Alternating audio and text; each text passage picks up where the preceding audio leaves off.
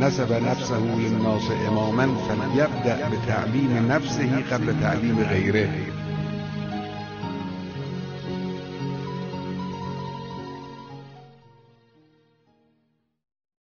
یاد کنیم از مرحوم آقای نجومی رضوان الله علیه، عالم فاضل، درس خونده، زحمت کشیده، در این حال یک قله هنری، حقیقتا یک هنرمند.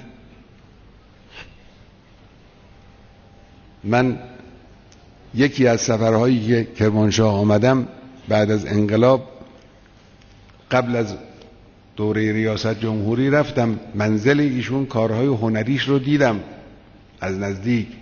بعدم برای من ایشون فرستاده بود بعد از رحلت امام. من از ایشون درخواست کردم این حدیث شریف رو که من نسب نفسه للناس اماما فلیبدأ به تعلیم نفسه قبل تعلیم غیره، گفتم اینو برای من بنویسید جلو چشم من باشه.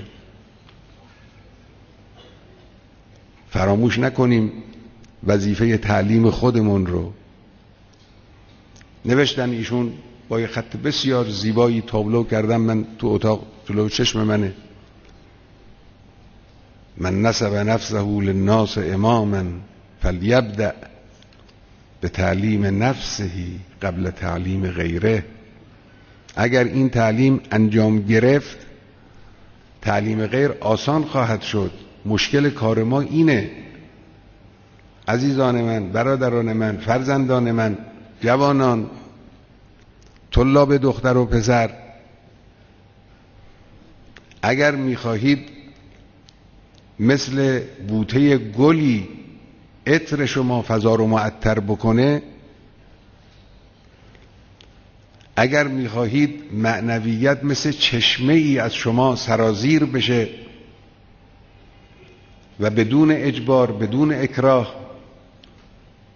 تشنگان بنوشند و به سوی او بشتابند، راهش اینه: فلیبدأ به تعلیم نفسه. به تربیت بیاندیشید به قدر تعلیم یا شاید بیش از تعلیم.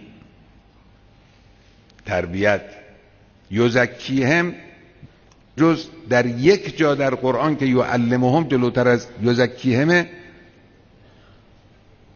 همه جا یزکیهم تزکیه مقدم است بر تعلیم. یزکیهم و یعلمهم الکتاب و الحکمه. این نشون دهنده اینه شاید که تزکیه جایگاه برتری داره. تزکیه کنید مخاطبان خودتون را، تربیت کنید.